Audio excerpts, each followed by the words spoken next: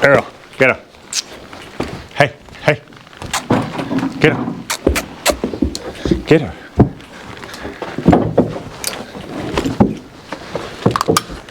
There.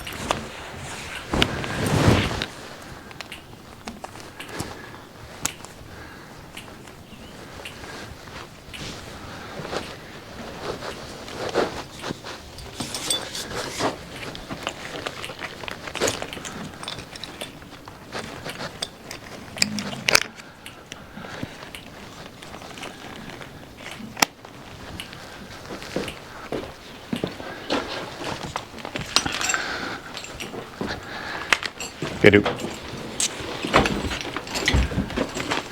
Get her.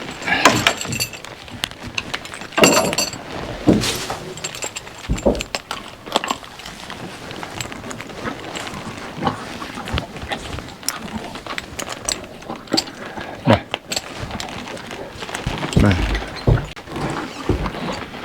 Bye.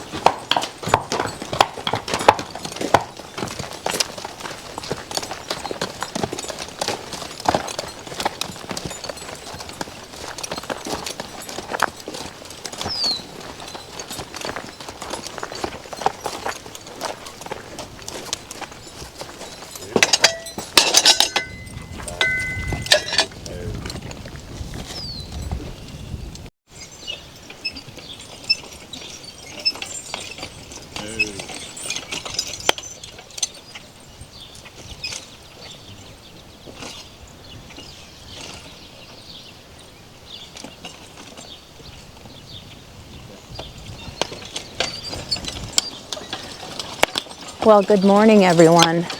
It is a very early morning here in northern New York, and Jim and Duke and Earl are beginning to cultivate the garden. They are doing this before they go out into the field and cultivate the corn. Conditions aren't ideal for cultivating. It's still wet. We got a lot of rain the other day, but we possibly might be getting more today, which would make it even more wet. So we're going to do what we can before the weeds get ahead of us. They have grown a lot on this end of the garden because the corn wasn't up last time we cultivated in here, and it hasn't had as much work done in it.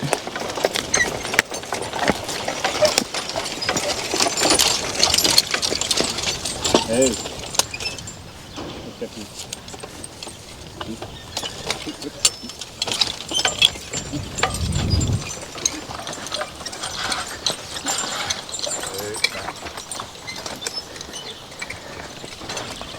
It sure does a nice job.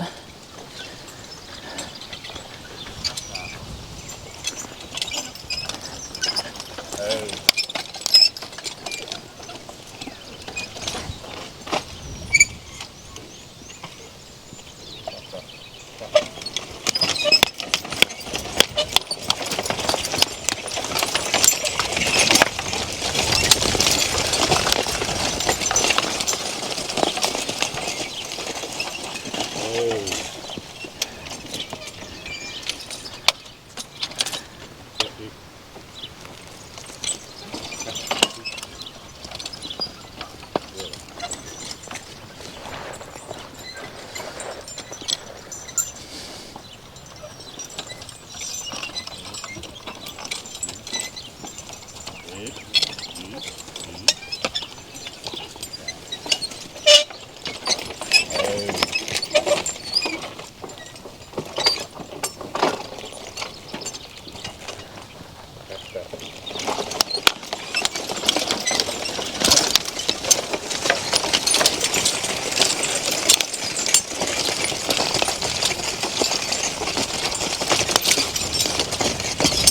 Hey.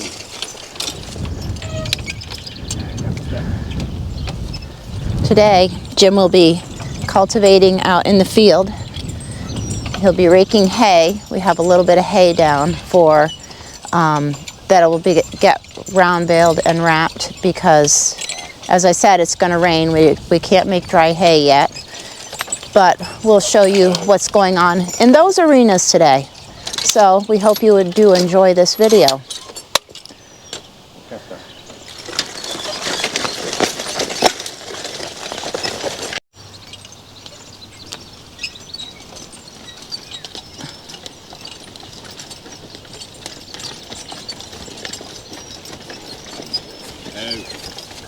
Jim just said it's wet, but it's still doing pretty good. It's better than nothing at all, and he sure has got that right. It's making a big difference.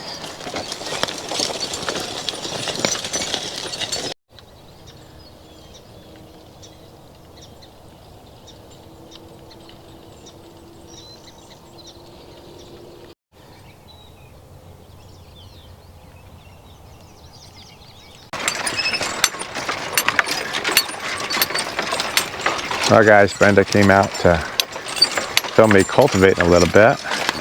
We have 2 pieces of corn here that we're cultivating. Last night I actually cultivated a little bit right over there, and of course this is really wet because we've had so much rain, and generally you would not cultivate in these conditions, but it's just finally starting to dry out, and we have a bunch more rain coming. So I just want to hit this a little bit and help to keep the weeds down somewhat. It is so much better to cultivate when it's really dry, because you pull up the weeds and everything just dries right out and they never restart again. With it wet like this, there's so much moisture in the ground, those weeds can just lay there and just re-sprout or just start in growing again. So that's what we're dealing with. It's too wet, but we're just doing it anyways. So I want to give you a little bit of a history and my background with cultivating corn with horses. Years ago, when we first moved here, I did not have a corn planter for quite some time, and so I was always able to hire my neighbor. He was willing to come up and plant my corn for me. So that worked out really good. And as you can see right here, it is just so wet. It's almost mud. But also, as you can see over there, that was just as muddy last night.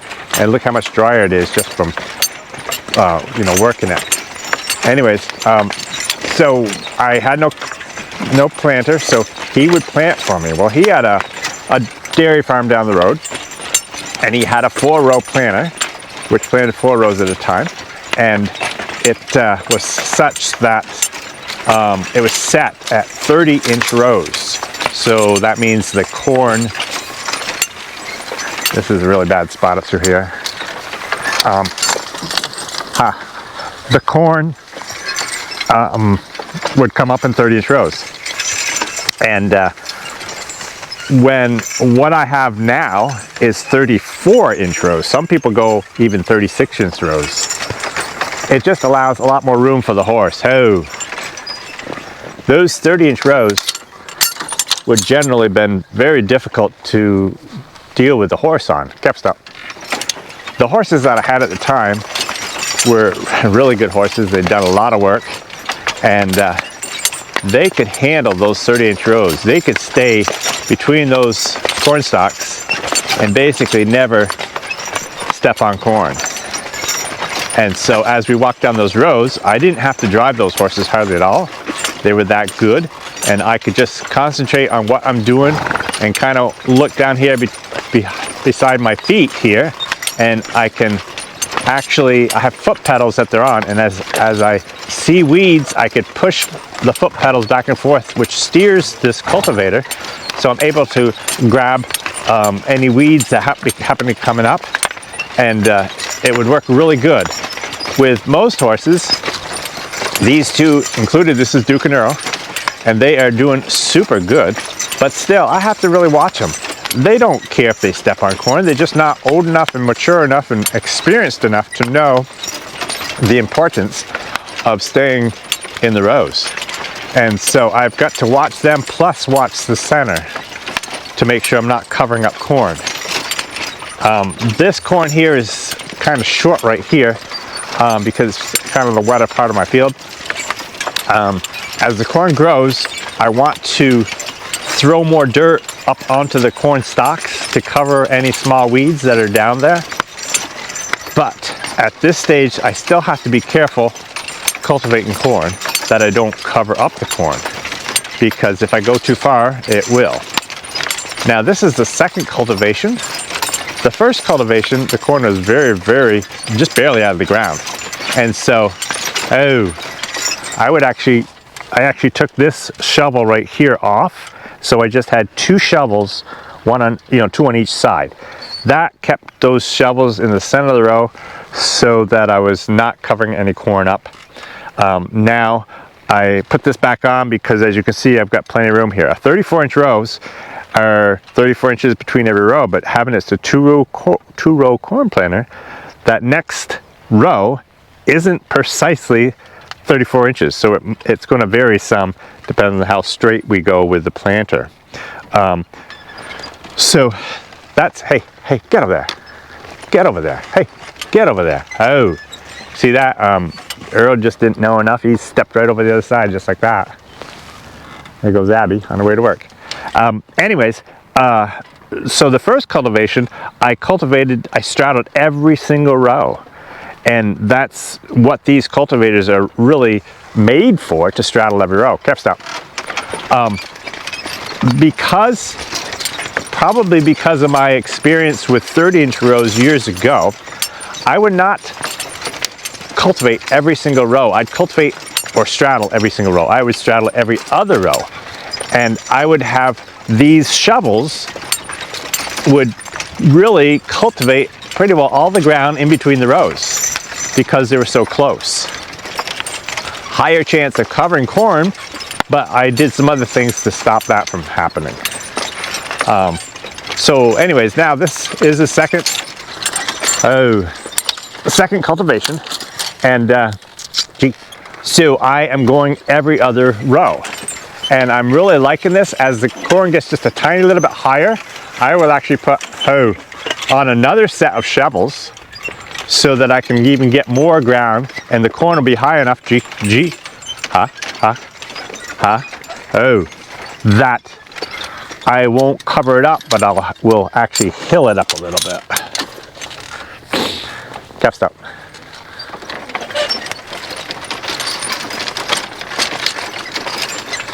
So that's what I'm doing right now, and it seems to be working pretty good. Now what I'll do the next time around, I will actually try to straddle alternate rows so that the rows I'm straddling right now, I won't straddle. Next time, Brenda, you're scaring him, bothering him. So to get as much of the closeness as I can. Now, if I had the time and the weather, I would probably even today turn right around and cultivate a second time on these, so that every row is straddled and cultivated from both sides the way this cultivator is set up to do. But I have to I need to rake some hay here in a little bit. I've got my neighbor coming to round bale a small batch of hay, and we're going to wrap it. Hopefully we can do that even before it rains. And so I'm kind of doing a half a job here. And a lot of people are perfectionists, and they're not going to ever want to, or think they don't ever want to do a half a job. I don't look at it that way. I think so often there are plenty of jobs that just doing half the job is better than not doing any job. So I am thrilled to be able to get half of the job done here in the corn ground today. Because of the wetness in a few spots, like right here, it's just as well we're only cultivating every other row because it's wet. When it's dry, it definitely helps more than just getting rid of the weeds. Yeepa. Ha. Ha, ha, ha. Ha, ha. Javier. Javier. Ha. Ha, ha.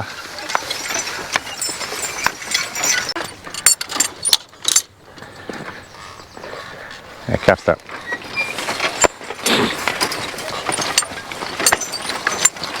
So this is actually my last row. What I've done is this section off to my right, I could have put another row or two of corn in there, but I chose to just leave it open for a roadway. And when I'm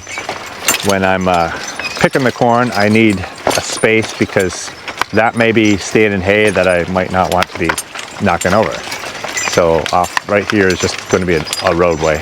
I have another roadway farther out in the field there because it turns into shorter rows.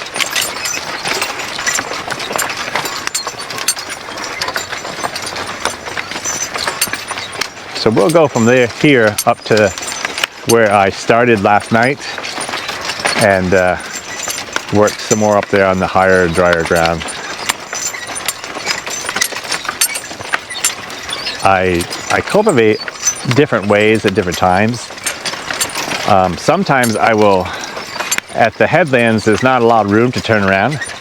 And so there are times where I will skip like, a dozen rows and then start in again. Right now, today and last night, I've been just turning around right in the spot and coming back since it's the second row in. And that's been working pretty good, but it's still a little tight on some of my headlands. I have a fence up here, or I did yesterday where we're going now. We're almost to the spot where the fence is back farther, so it gives me more room. But having headlands to turn around is kind of important. You can't plant your corn all the way to the fence row. Of course, with the big equipment, they all do, because they have machines that can handle that.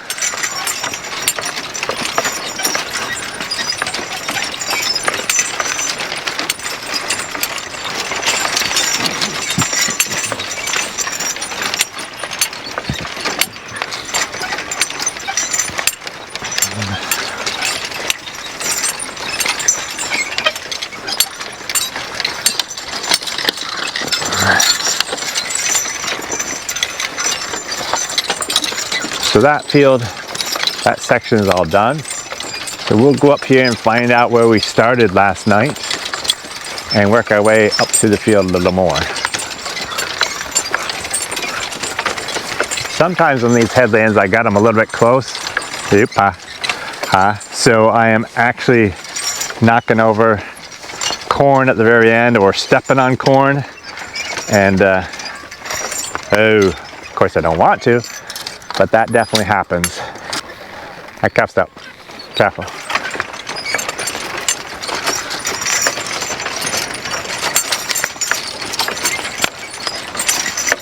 So this piece of corn is actually a lot cleaner than the other piece of corn that I have in that other field. But the other field seems to be taller. I don't know. It might be, I don't know. I don't know why. More fertility, maybe. It used to be a horse pasture until this past year, and that might have something to do with it. Maybe I got more chick manure out there than I did here. I don't know. But this stuff is growing okay, but I think as soon as we get some nice warm weather, it's probably going to shoot right up because we've had plenty of moisture. So we'll just have to wait and see.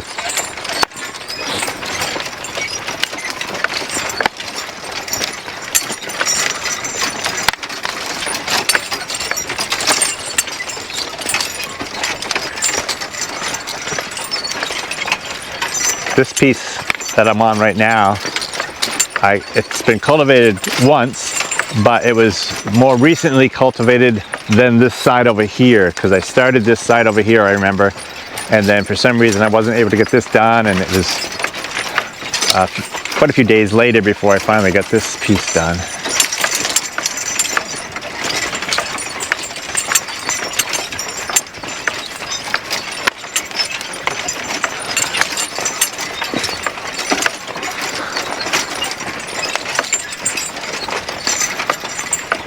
So last year, careful, careful, careful. Last year, I ended up cheating a little bit. Let me go back even farther. Years ago, when we first moved up here, I wasn't organic at all, and or even didn't even try to be. I really wanted to cultivate corn with the horses, and so I did, but I also had some years I would have it sprayed also, so I had it sprayed plus I cultivated. By doing that, we didn't have to spray with such heavy chemicals because I would cultivate also. And then we had a stretch of quite a few years, and then I must say also, back years and years ago, I had a lot more corn every year.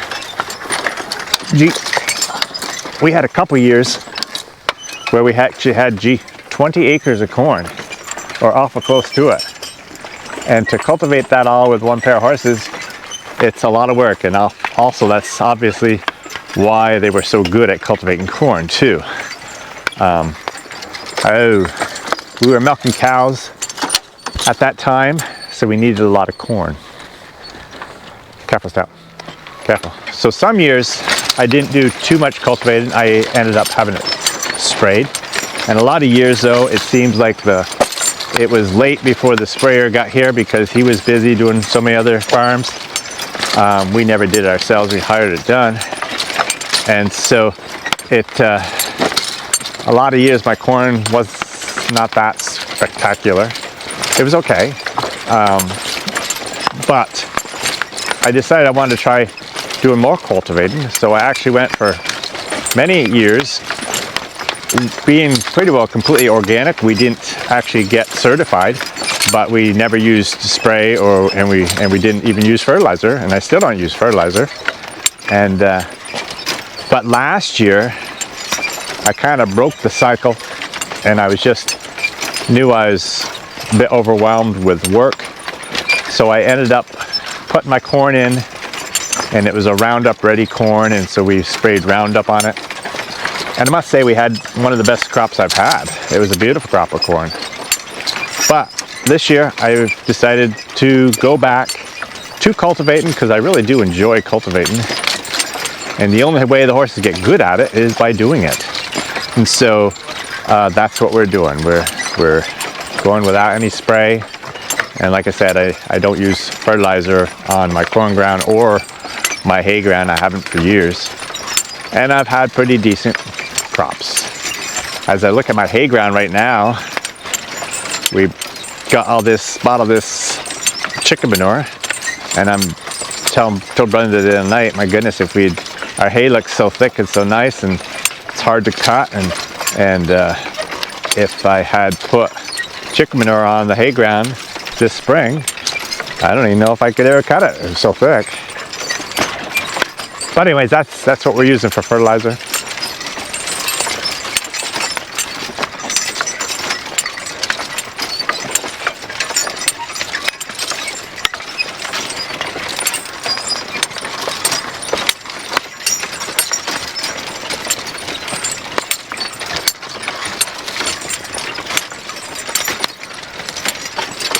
Do you have a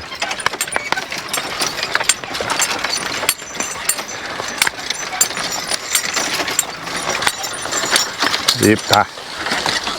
Ha. Oh.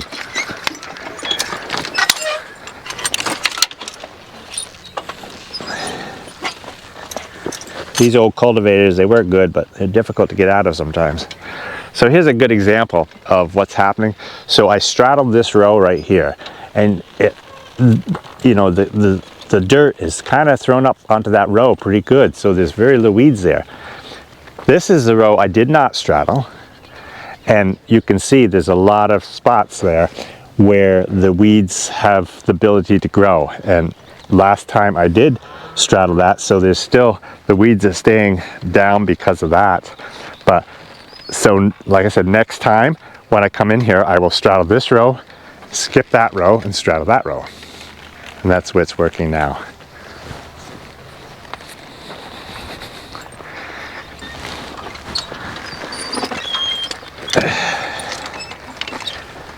Hey, get over there, Earl. Careful, stop. Careful.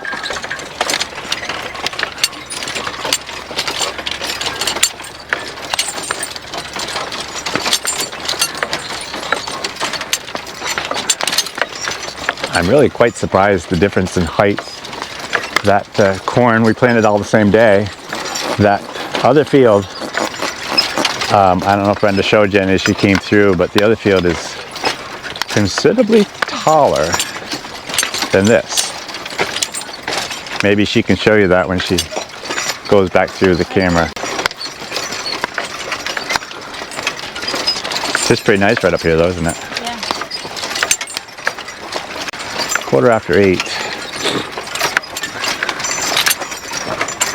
Going every other row is so much faster. I mean, to get that whole field done, about an hour is all it took me. But you do every row. You just don't do every row every time. Right.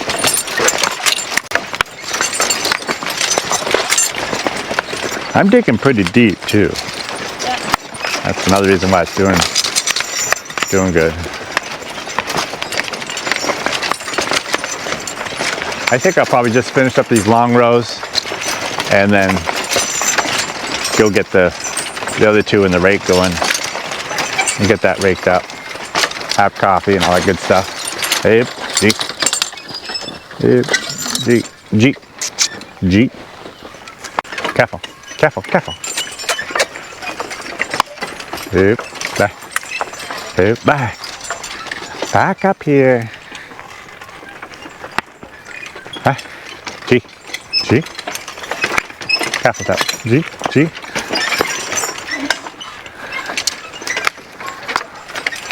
Oh, I catched up.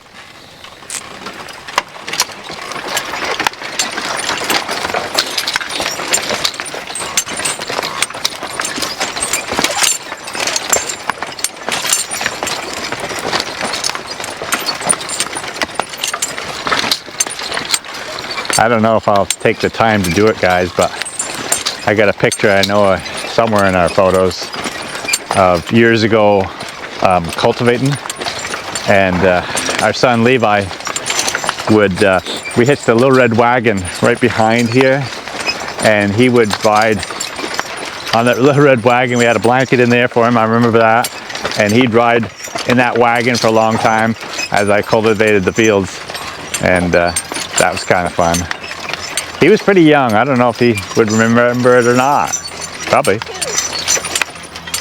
Brenda says he was 2. I think this was probably the same year when he was out behind the mowing machine.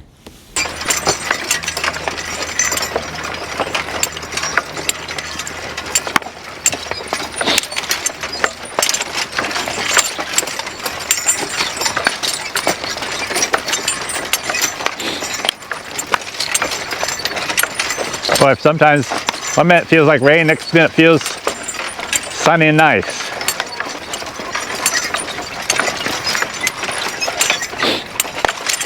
It's still pretty darn wet. Gee over there. It's mud.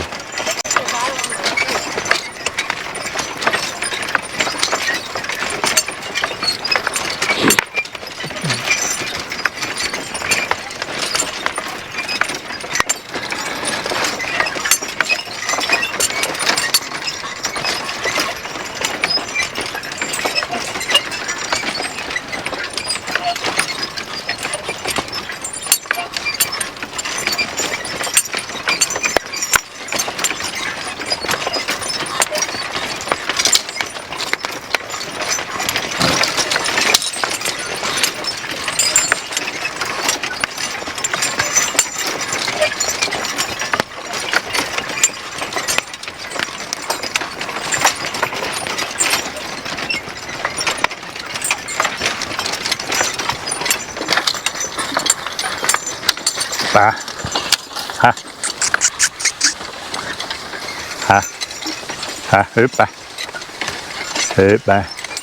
Ba. Ha. Ba. Ha. Ha. Ha. Ha. Ha. Ha. Ha. Ha. Ha. Ha there.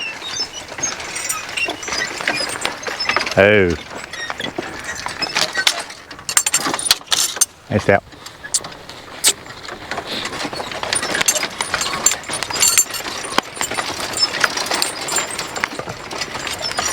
See?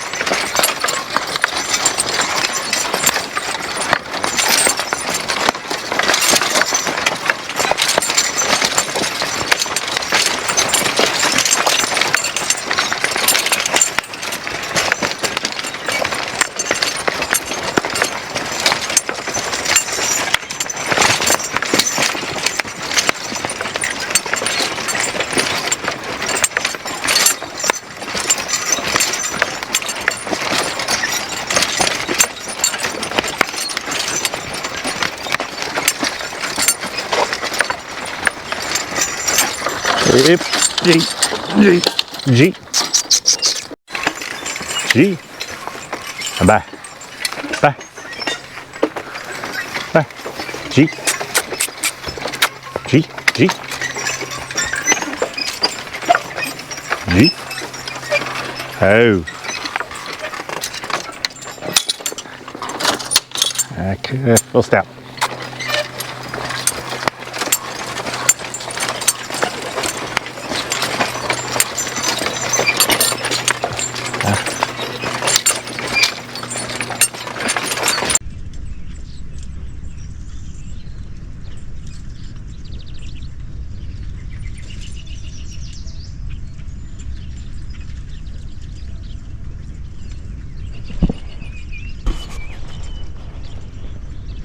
Jim wanted me to show you the other smaller cornfield here. It is a little bit higher. Don't know why that is, but this corn is a little bit taller. Maybe it got more fertilizer? I don't know. But it's looking good. Time to rake the hay. But I think we're going to have a coffee break before then. Well, now we're down at the field where Jim has cut hay yesterday morning. He's talked to our neighbor Owen, who is going to round bale it, and then we'll wrap it. And he's going to be up in a little while. So Jim's out here with Lady and Bill raking it. It'll take Owen no time to round bale this, but Jim wants to be ready before he comes.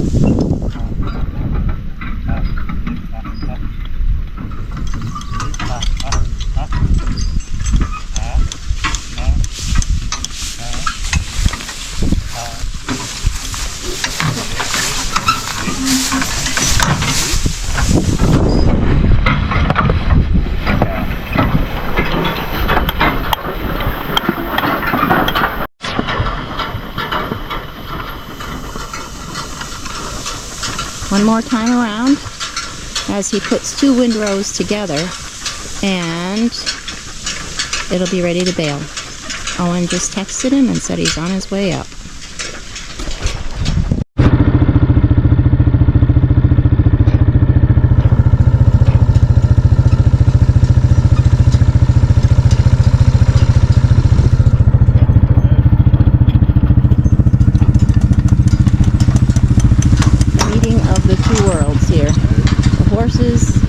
And the tractor. There he goes making the round bale.